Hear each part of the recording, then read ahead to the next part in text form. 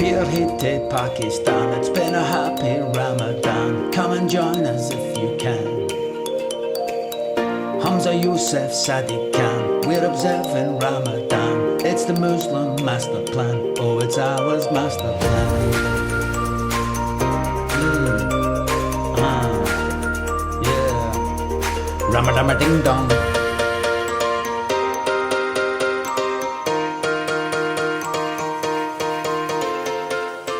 Happy Ramadan!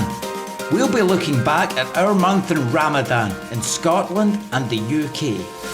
Ramadan is the Muslim holy month of fasting, and it's become a huge hit among the British people. It's open to people of all faiths and none, which means it's a great opportunity for Muslims to share and explain their religion to non-Muslims.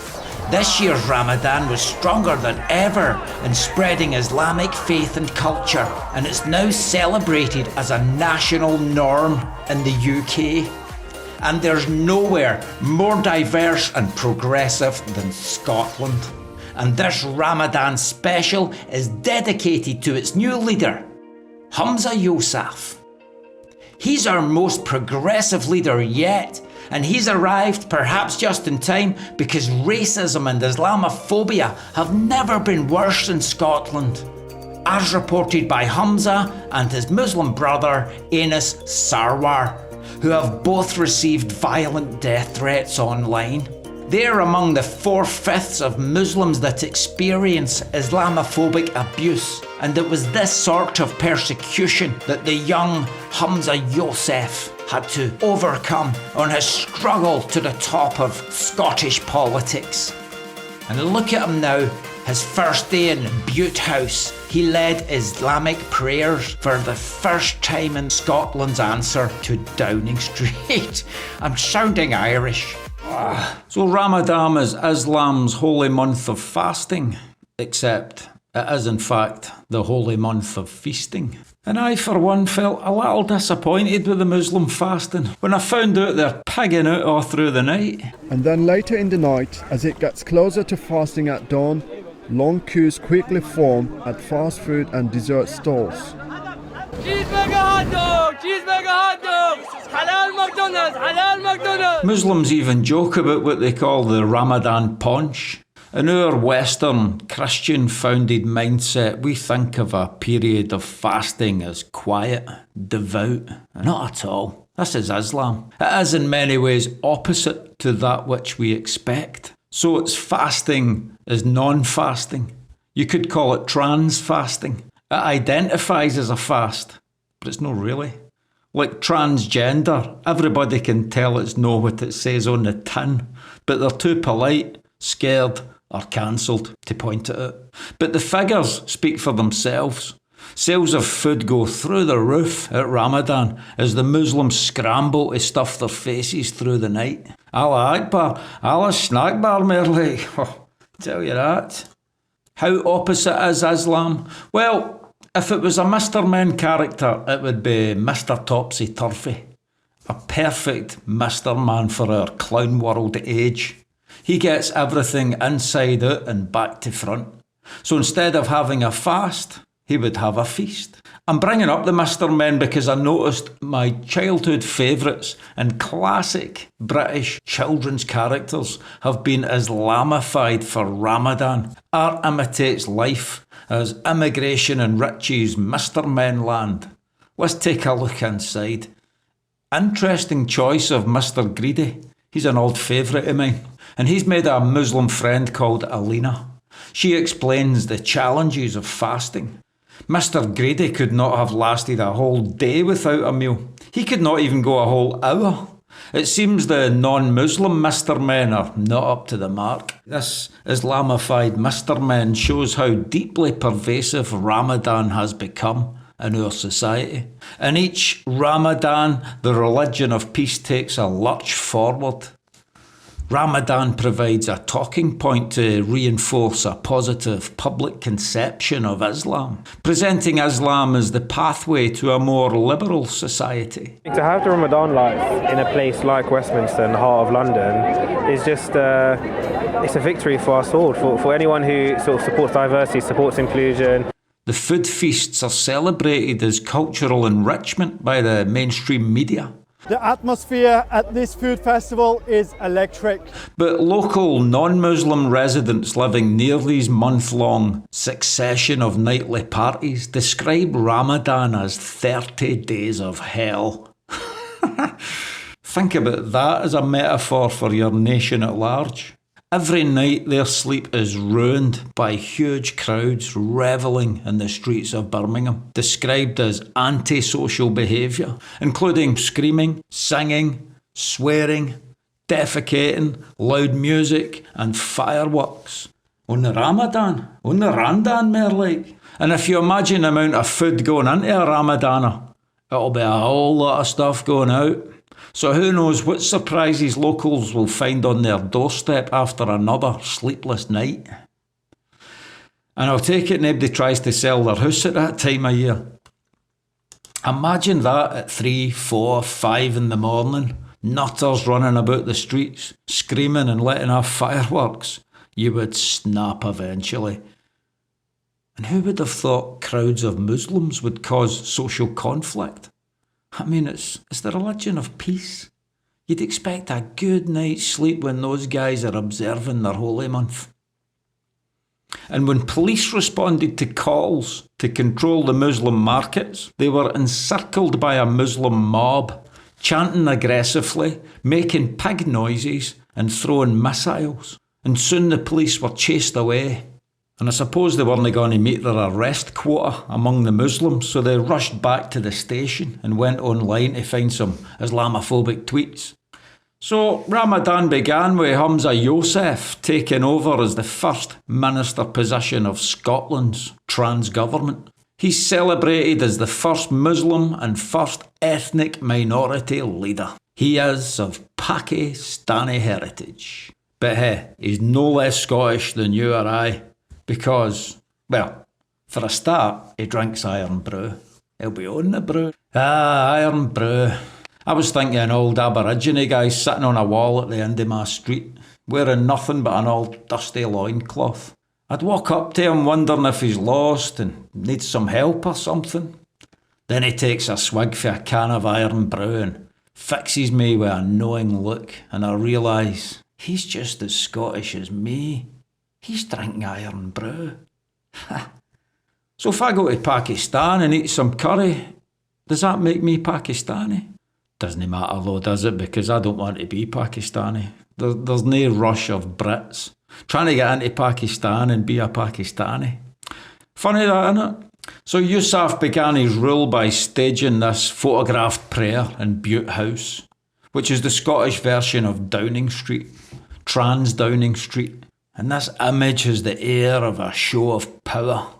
Me and the boys, suited and booted, stunning in the halls of political power, dedicating it to our God. It's this prayer aspect I'd like to focus on. And part of this year's Ramadan has been the upturn in our focus and exposing our attention to Islamic prayers. It started with Hamza's prayer in Bute House. There was a prayer at Downing Street. And we got all these public prayers of Islam being performed across the country, deliberately targeting famous landmarks and institutions, moving through the city from Downing Street, the centre of political power, to the centres of cultural power, the Royal Albert Hall. The daily fast was broken with water and dates before an army of volunteers ensured everyone filled up on biryani. Then from there to the famous Shakespearean Globe Theatre.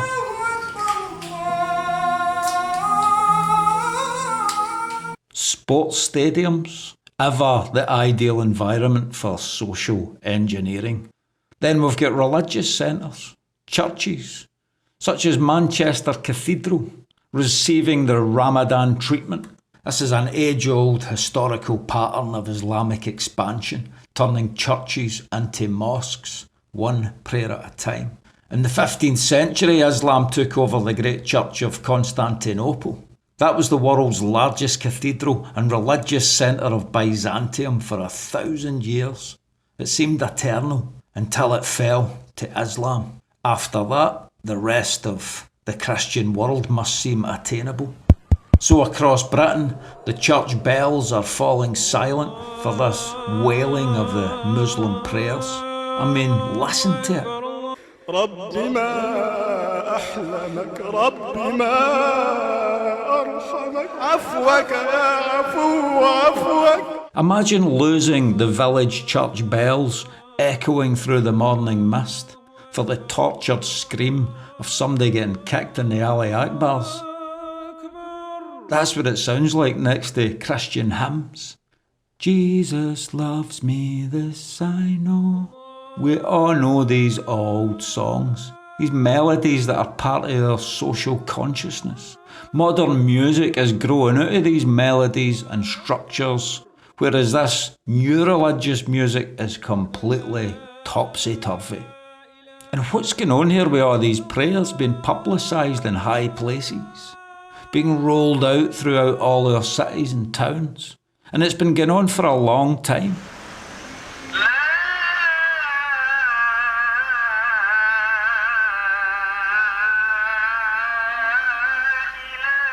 Many towns now have this blaring 5 times a day, and I wonder if these prayers, an expanding list of places, is like a territorial claim for Allah, for the religion. Every place that's prayed in becomes Islam's spiritual possession, if you like. And if you believe in Allah, if you believe Allah's an actually existing spiritual being, and you believe in the Islamic cause, effecting Allah's will, then it must mean something to be praying for him in these places. And I don't like this spiritual claim by this religion of peace, because if it's true to its topsy-turvy nation, it will not produce peace at all, any more than its fasts produce fasting. But in our modern secularised mindset, many do not believe in gods or spiritual realms, which usually results in a sort of relativism, thinking that these religions are all the same. God doesn't exist anyway, so who cares if they're praying to God or Allah or Buddha? It makes no difference. Well, I think it makes a huge difference. Whether you believe in it or not, they believe in it. Think of the impact of aeroplanes flying into buildings. That's the sort of serious levels of conviction we're looking at here. We in the West have become complacent and apathetic because it's all relative. But tell me that if a nutter with a machete's running at you screaming Ali Akbar. You might be sceptical about Christianity, but be honest, the congregation of your local church never acted like that. What I'm saying is, their belief in Allah and the Islamic mission is extremely potent. So bit by bit, prayer by prayer, outdoors and indoors, on the hilltops and in the halls of power, mosque by mosque, the new religion is taking over. And Ramadan represents a yearly surge forwards in this advance. It's something like the measles spreading across the body of Albion.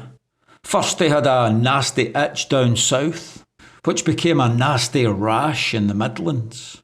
And now there are spots developing in every nook and cranny of old Albion's body, becoming a pitiful sight as the secular world stands idly by with blind indifference. They thought it does not matter which religion is in or out. Oh, but it matters. Remember, Islam is opposite to Christianity. It's anti-Christian. And when it's telling you it's in support of Christianity, remember you're talking to Mr. Topsy-Turvy. And our nation is already anti-Christian. And if you don't think it is, then ask yourself honestly, if Kate Forbes had got into power and photographed herself performing a Christian prayer with her church friends, dedicating her premiership to Easter and the death and resurrection of our Lord Jesus Christ, what would be the reaction of politicians, the left, mass media, social media and so on? There would be outrage. Even the Tories would be calling for her immediate resignation. The great and the good would be filling up the screens to tell us how we can't have this sort of thing in politics. But Humza in Butte House Sadiq in London, that's absolutely fantastic. It's all sharing the joy of Ramadan. I've got one more treat for you from this year's Ramadan footage. This heartwarming clip of a Muslim basketball player during Ramadan. He's the person in the background keeping the fast. As if you couldn't tell. They said he would never do it, but like Muslim workers around the world, he found a way to stick to the fast despite the obstacles the game threw in his way. It's amazing he can keep this up for a whole month. His non-Muslim teammates must wish they had something as profound as this in their lives. I thought this last night as I sat in the back of an Uber, watching my Muslim driver eat like a massive takeaway meal while driving me home. The skill and dexterity with which he steered the car while holding a burger in one hand and chicken wings in the other was so inspiring. I mean, the guy's actually diabetic, but it does not hold him back one bit. As I sat there thinking how amazing he is, I was nearly downhearted. Like, maybe we are all different after all, like the haters say. But as we exchange glances in the rearview mirror, he takes a big swig of iron brew, and I realise we're all the same, and that's been the message of Islam all along. Some people don't like Ramadan because they're scared of change, but change is how we grow, how we progress. Otherwise, we would never have left the Stone Age.